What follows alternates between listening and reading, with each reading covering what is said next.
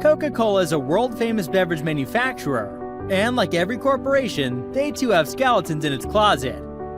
Hello, and welcome to our channel. Today, we're going to take a look back at how Coca-Cola has managed to remain on top of the beverage industry, and how they've managed to control their respective markets. So if you really want to find out the dirt on the company behind your favorite drink, then stay tuned till the end of the video. Let's start with a little bit of history. The genesis of Coca-Cola begins in 1886, when an Atlanta pharmacist named Dr. John S. Pemberton experimented with several flavors to create a soft drink that would sell well at soda fountains. He made a syrup with a variety of flavors and took it to the local pharmacy, where it was combined with carbonated water and rated wonderful by the customers who tried it. Frank M. Robinson, who was Dr. Pemberton's partner and bookkeeper, is credited with coming up with the name Coca-Cola and creating the distinctive, trademarked script still in use today. Coupons offering free samples of the drink were used in the first ever marketing campaigns for Coca-Cola. Couponing was a novel marketing strategy in 1887, and it was soon followed by newspaper ads and the distribution of promotional items displaying the Coca-Cola script to participating pharmacies. Today, there are almost 200 countries where Coca-Cola is consumed every day, and the number is a whopping 1.9 billion. The company has always been excited about improving how it interacts with its customers. Coca-Cola is the largest producer and licensor of non-alcoholic beverages in the world, thanks in great part to its effective marketing strategy, which has revitalized the people throughout the years. But not everything can be attributed to the creativity of the Coca-Cola marketing department. Their executives have been involved in shady practices, which have allowed the company to grow even bigger. We all know that Coca-Cola is full of sugar and caffeine, which means that it isn't healthy for regular consumption. Well, Coca-Cola has long supported research linking inactivity to diet-related disorders like obesity, diabetes, and heart disease. In 2015, they started giving money to the nonprofit Global Energy Balance Network, whose vice president says there is actually absolutely no strong evidence that overeating and bad diet are linked to these illnesses. This is obviously not true, given the strong correlation between lack of access to good food and lack of nutrition knowledge and the aforementioned disorders. Since the usage of full-calorie sodas has declined by 25% over the last 2 decades, Coca-Cola has been utilizing this argument to deflect concerns about the detrimental effects of their sugary drinks. Without the pockets of Coca-Cola stuffed with money to safeguard their reputation, it would be simple to overlook this unscrupulous behavior as just a failed effort to recover their firm. The Academy of Nutrition and Dietetics, A&D, recognizes Coca-Cola as a valid supplier of continuing education for its members.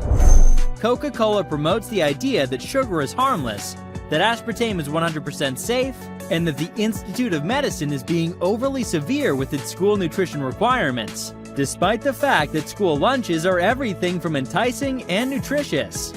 In light of the A&D approved messages, it's easy to see why people who lack a good education on nutrition might not be quick to associate unhealthy foods and beverages with the most frequent, costly, and preventable diseases that are widespread in the US. You can see this from the way they're promoting their Diet Coke. Diet sodas are notorious for containing cancer-causing artificial sweeteners, including aspartame, cyclamates, and saccharin. The marketing of Coca-Cola's Diet Coke exemplifies unethical business practices by making false claims about the beverage's health benefits. Coca-Cola's marketing push was bolstered by Karl Lagerfeld, the Chanel designer, after he claimed to have shed 80 pounds by drinking only Diet Coke. If you ask Karl, he'll say, "I drink Diet Coke from the time I get up till the time I go to sleep. Nothing except water for me, though." With the famous fashion designer as the face of the Diet Coke campaign, marketing to women has reached new heights.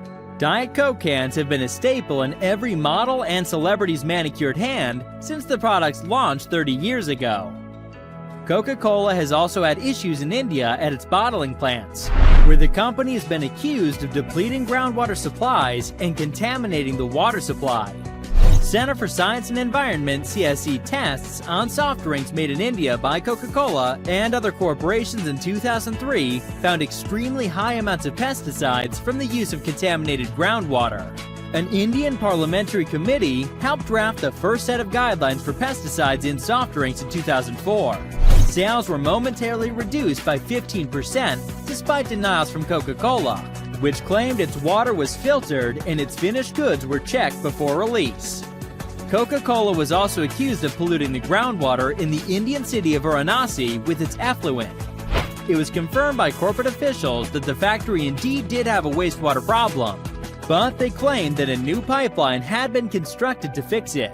Yet in the early 2000s, a number of experiments were done on the sludge created by Coca-Cola's operation in India. The Central Pollution Control Board of India and the BBC conducted the testing, and they found toxic results. In June 1999, some 30 children in Belgium fell ill after ingesting Coke products, marking the beginning of what would become the most damaging crisis in Coca-Cola's history. The situation worsened despite the corporation issuing a limited product recall. In the end, the Belgian government mandated the recall of all Coca-Cola products, prompting similar actions by authorities in neighboring countries, including Luxembourg and the Netherlands. Coca-Cola concluded that a poorly processed batch of carbon dioxide was to blame for the illnesses. Coca-Cola took several days to give a response to the situation, and their delay was widely reported in the media. As a result of dismissing the matter as trivial, the company did not launch a thorough investigation right away. The public relations disaster that ensued was caused by the sluggish response time. Almost immediately, French officials reported more than 100 cases of illness linked to tainted Coke, prompting the country to temporarily prohibit all Coca-Cola products. Shortly after, Poland received a batch of moldy Bonaqua, a new Coca-Cola water product. In December 1999, Belgium ordered Coca-Cola to cease the Restore marketing campaign it had undertaken to rebuild customer trust and sales in Belgium, thus exacerbating the contamination situation.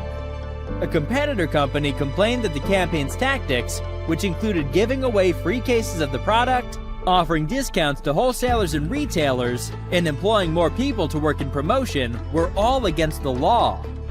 In light of Belgium's stringent antitrust rules, the claim was upheld, and Coca-Cola was then forced to withdraw the promotion.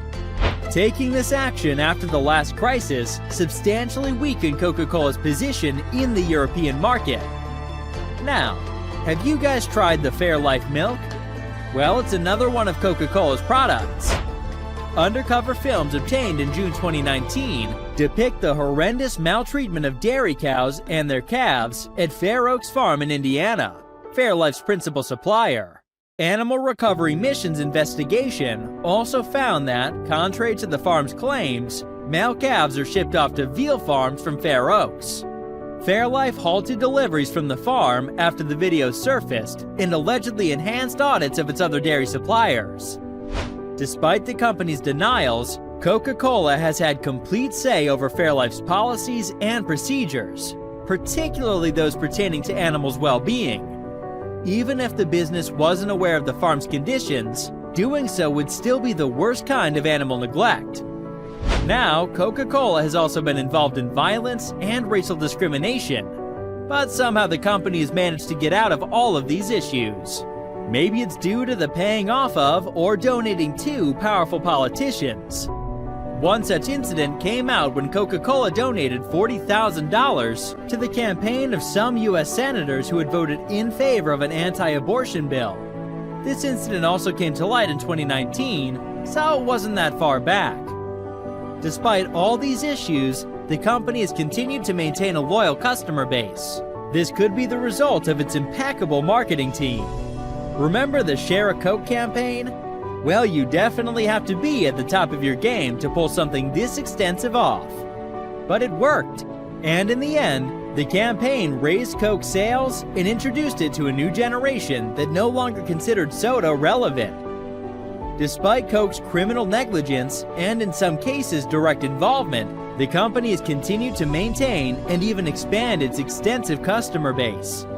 Other than that, Their marketing game has been on point throughout all these issues, and they have continued to represent Coke as a fun-loving and refreshing brand, a fact that is far from reality.